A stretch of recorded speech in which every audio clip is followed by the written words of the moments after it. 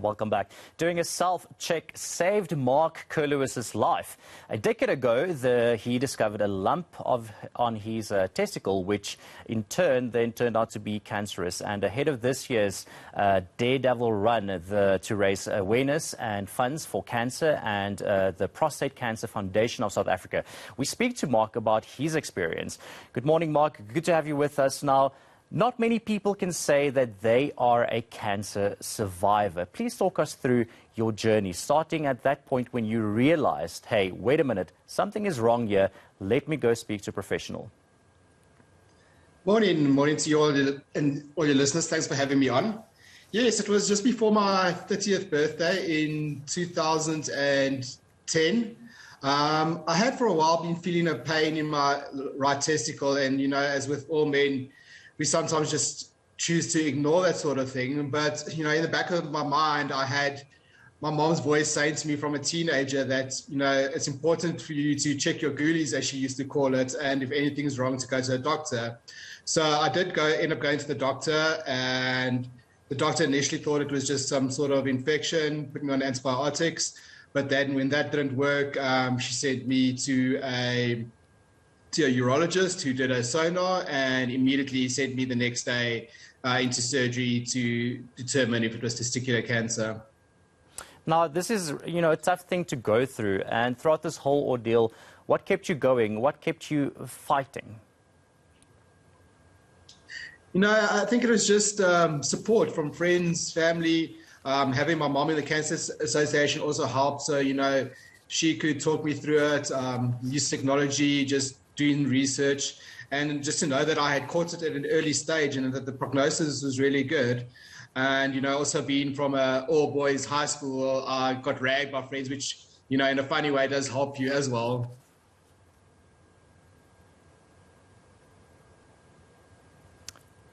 So, Marc, you mentioned that, all boys school and, the fun and, people, poking fun at this whole thing. Yes. And that brings me to this. Stigma is one of the most common reasons men with cancer do not receive treatment and even support. Now, the idea of being diagnosed with testicular cancer, prostate cancer, even in some cases breast cancer, is viewed as a weakness, which makes men reluctant to get tested. How do we break the stigma? This is true. I think the only way to break the stigma is, as men, we should realize that we're not these cowboys. We're not invincible. We know our body is the best. And if we notice anything wrong, we should immediately go to the doctor. And having testicular cancer, as you say, that stigma, now, 11 years down the line, I've got a baby boy. So, the loss of a testicle isn't, an end to your life. So I think men must just, support each other, and chat to each other, and maybe that will get rid of the stigma, and know that the earlier you get anything prognosed, the better your diagnosis. Do you have any words of encouragement for someone watching this right now who might be fighting cancer, or someone who has a family member or loved one who's diagnosed with cancer?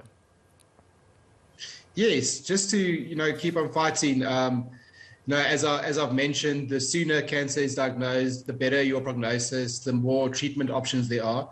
And just to stay strong, support each other, and go and get checked out. Your body is the best messenger, if I can put it that way. Your body tells you when there's something wrong.